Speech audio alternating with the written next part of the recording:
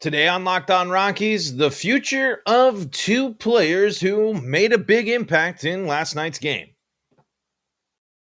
You are Locked On Rockies, your daily Colorado Rockies podcast, part of the Locked On Podcast Network, your team every day.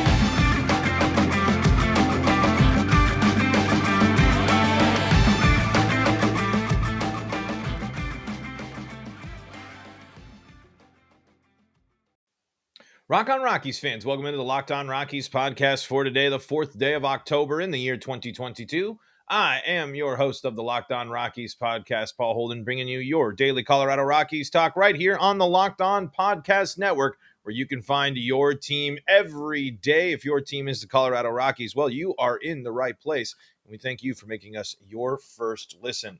Today on Locked On Rockies, we are going to talk about José Ureña. We're going to talk about Sean Bouchard. But before that, let me introduce myself. I am your Rockies fan extraordinaire, Paul Holden, and bringing you your daily Colorado Rockies talk. As we mentioned, I've been following the team my entire life and bringing you your daily Rockies talk here now for a couple of seasons. Make sure that you're subscribed to Locked On Rockies on YouTube so you know when we go live. You can be part of the live show, and you can ask questions and dive in and join in on all the fun. Like we said, today on Locked On Rockies, we're talking about Sean Bouchard and José Ureña. And let's start with José Ureña, who finishes up the season with a really solid outing here for the Rockies. And the question now is, what's next? Is José Ureña someone that the Rockies have expressed interest in? He also mentions there, talked a little bit with Danielle Allentuck last night, and the media about being here with the Rockies and how important it was for him this year, and how the team means a lot to him. The Rockies did give him a chance after being released by Milwaukee. The Rockies picked him up here, and through his time with the Rockies, he finished with about 89 innings. And when you look at it, most of the numbers, it's a down year in strikeouts for him, but kind of close to the norm when you look at his previous years, 19, 20, and 21.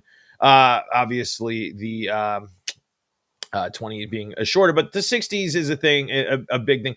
But it's a major drop-off as well in innings there from his best two seasons in Miami.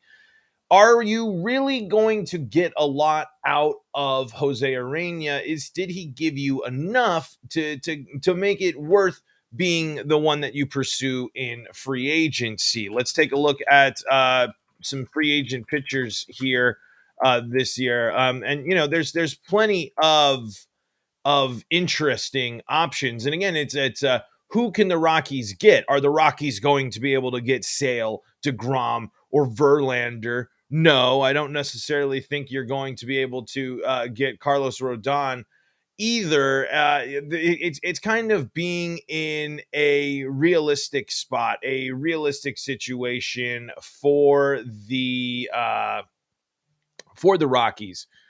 How much money are you really going to be able to spend? How much are you really interested in some of these arms? Are you more interested in a José Ureña versus, say, trying a reunion with Tyler Anderson, who has been out there to show that he's been a pretty darn solid starter? I mean, there's some interesting other options out there. I don't necessarily know if Ureña did enough for me as a Rockies fan to sit here and say that, wow, that was a dominant dominant start. It's somewhere that we should be looking at and looking at what he did.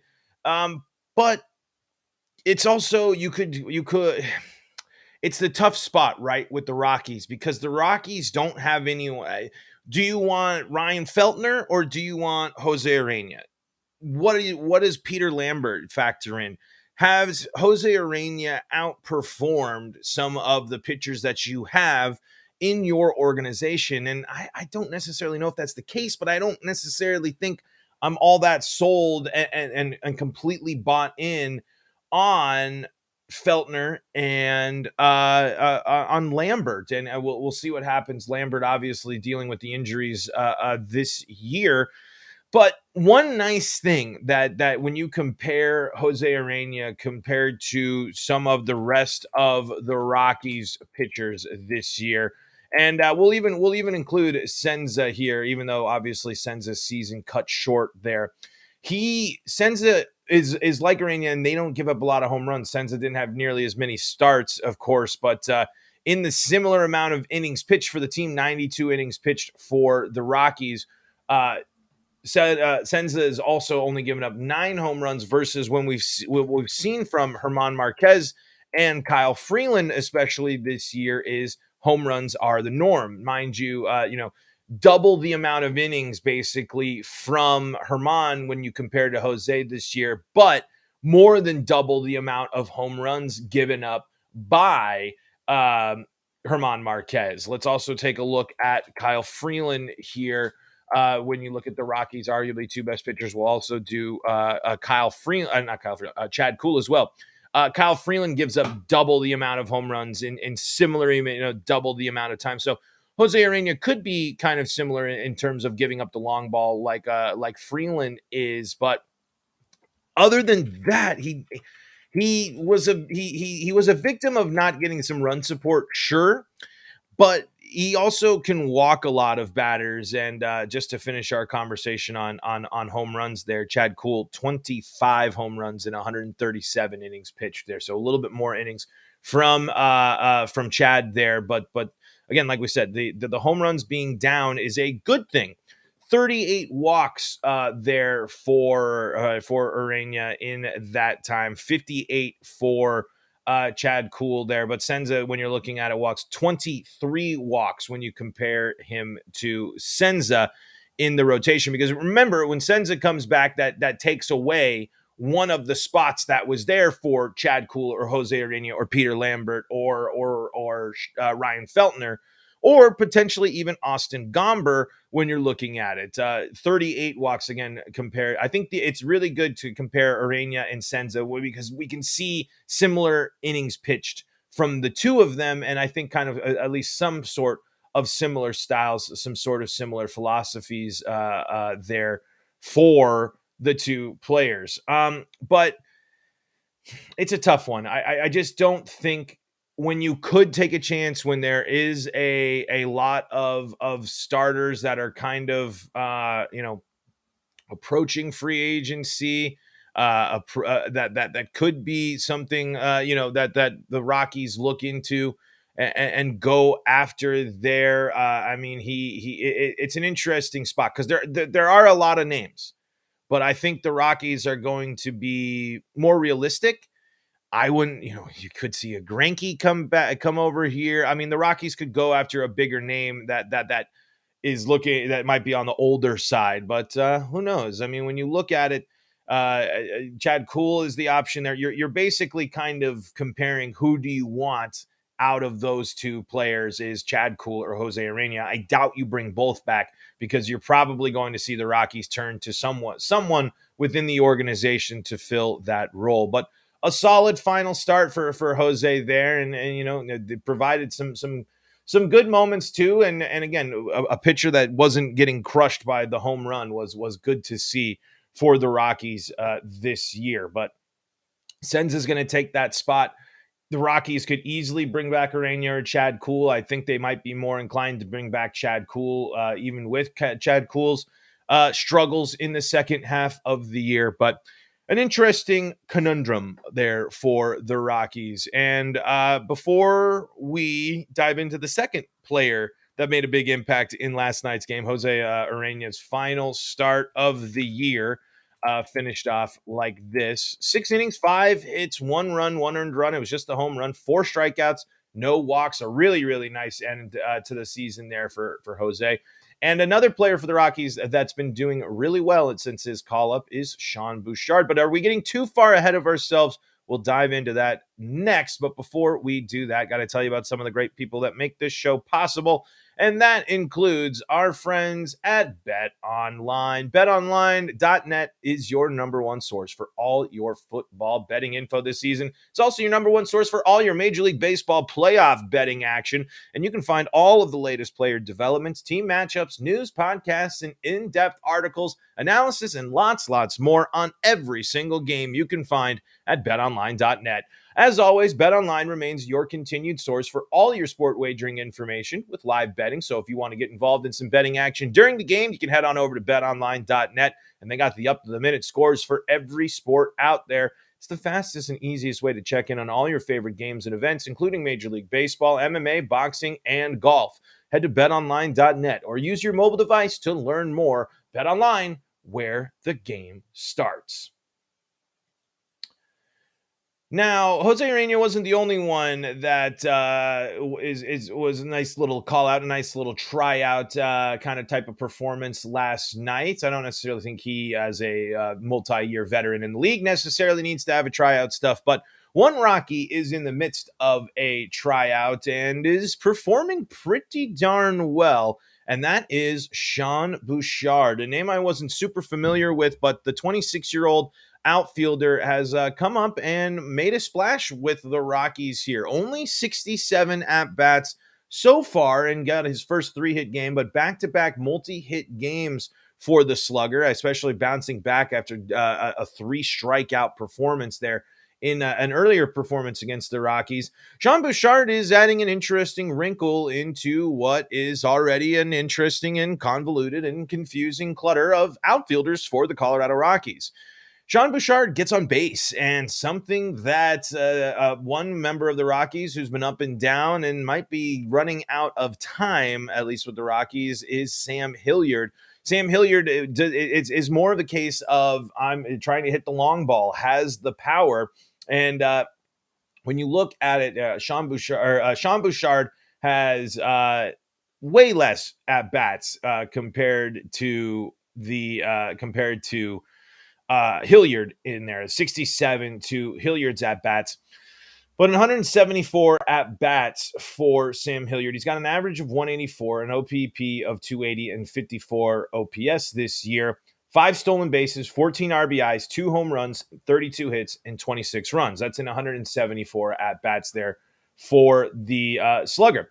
Now, you look at Sean Bouchard, on the other hand, in 67 at-bats, he's got 8 runs, 21 hits, 2 home runs, 10 RBIs, no stolen bases for a 313 average, 466 OBP, and an OPS of 959. Obviously, those numbers would look different if you add another 100 at-bats in there, and it'll be closer to what Hilliard is, but some interesting things to note and interesting things to point out between the two players and the time it took to get to these numbers and these statistical outlooks for the two players. Let's take a look here. We got Sean Bouchard with those 21 hits. Now, Hilliard in 100 and a little under 100 more at bats than Bouchard this season. Only has 10 more hits or 11 more hits than Sean Bouchard does this year. They're tied in home runs at the major league level this year. Hilliard only has 4 more RBIs than Sean Bouchard has in this season. And the big thing that Hilliard has over Bouchard is the stolen bases, something that the Rockies don't do a lot of in general. So when you're looking and you're comparing those two players, two young players that are kind of making a name and needing to go out and set an example and kind of make a name for themselves, you're a little bit more intrigued by what Bouchard has been able to bring in a shorter amount of time than what you've seen from Hilliard this year and really what you've seen from Hilliard altogether. I don't think Bouchard is a better option than, say, Jonathan Daza, and he's certainly not going to start over Chris Bryant and most likely Randall Grichuk, but the Rockies now can maybe see if a team is interested in Sam Hilliard, maybe continue to see what Bouchard can do, because if Bouchard continues to get on base, it's going to be something that the Rockies could really, really benefit from. Right now here, when it comes to 23 walks for Hilliard this season, and Bouchard's already at that 20-plus mark there in his career, his young Rockies career.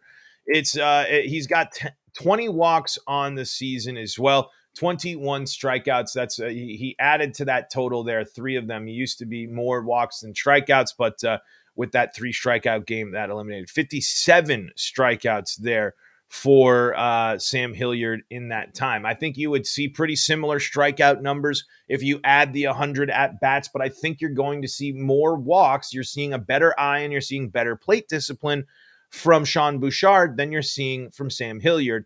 And again, at 100 at bats, if Bouchard's already got 20 walks in this point, I'm pretty sure he can take over and beat Sam Hilliard's 23 walks that he got in 174 appearances with the Rockies.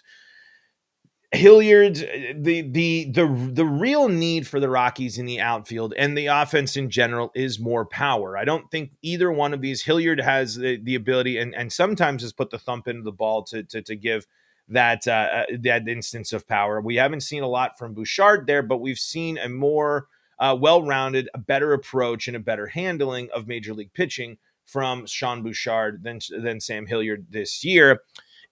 And we've also seen Hilliard in the past. So that's one thing that adds to that wrinkle. Unfortunately, we didn't see a step forward from Hilliard this year. We didn't see a lot of improvement from Hilliard this year when he was, for a while, getting a lot of opportunities with Daza being out, Bryant being out, and things of that nature. Sam Hilliard was given opportunities. And when you compare the two, how the two have handled their major league opportunities so far, even though Sean Bouchard's hasn't been longer, and when you look at it, they will get similar. They would be similar in numbers.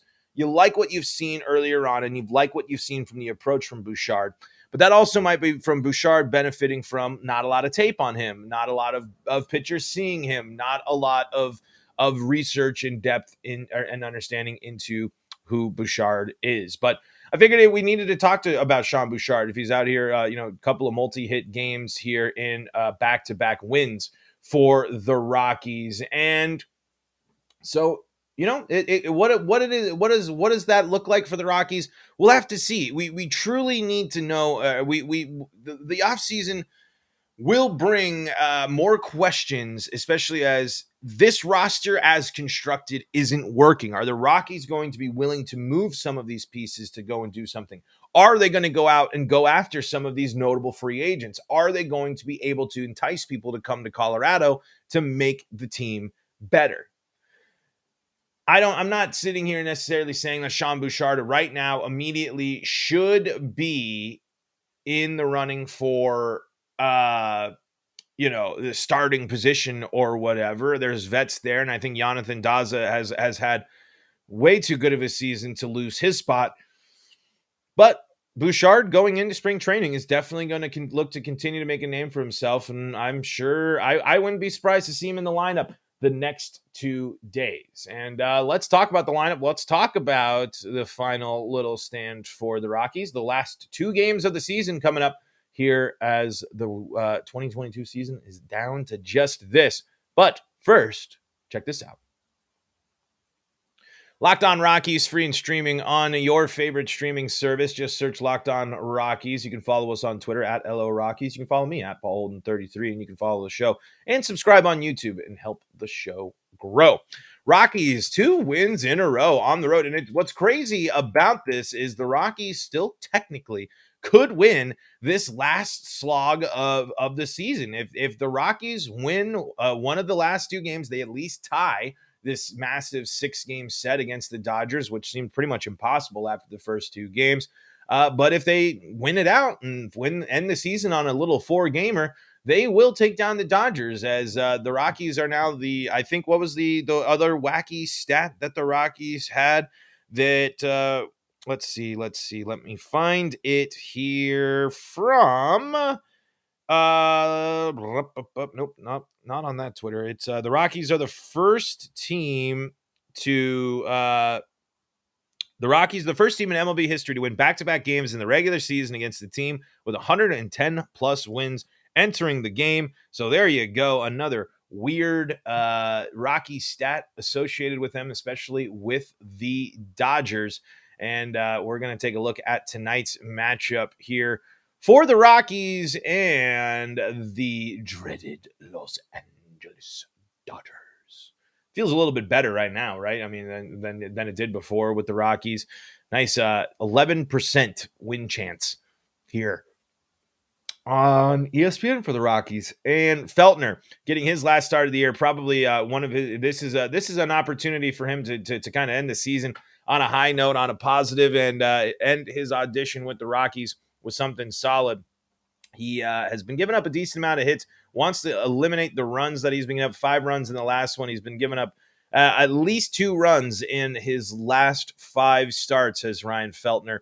And his last start, 6 innings pitched, 5 runs, 5 of them earned a home run, 3 walks, 5 strikeouts against San Francisco. So you can definitely bet that Ryan Feltner is looking to do some damage tonight, looking to impress a little further. Julio Urias on the other side. And folks, I don't think we need to spend too much time and talk about how dominant Urias has been as the Dodgers have a stacked pitching lineup full of arms that can strike batters out, on top of a very, very dangerous lineup as well. You're going to see some of the young guys. Looks like Jose Iglesias might get back in the lineup as well. Bouchard in there, as we mentioned. The Rockies trying to get to 69 wins, a nice win total, them there if they can get that, but it's got to be against the best, as the Rockies have done. The team that's beaten the Dodgers the most this year, the Colorado Rockies. Baseball is weird, but we talk about it all the time, each and every day, right here on the Locked On Rockies podcast. Thank you so much for tuning into today's episode and making us your first listen of the day. Why don't you go make Locked On MLB your second listen of the day, or stay up to date with all things Colorado sports with the Locked On Broncos, Locked On Avalanche, and Locked On Nuggets podcast. You can find me on Twitter at PaulHolden33. You can find the show at LO Rockies. You can subscribe on YouTube to know when we are going live and ask your questions live on the show. Folks, until next time, this is Paul Holden saying so long from the Locked On Rockies podcast.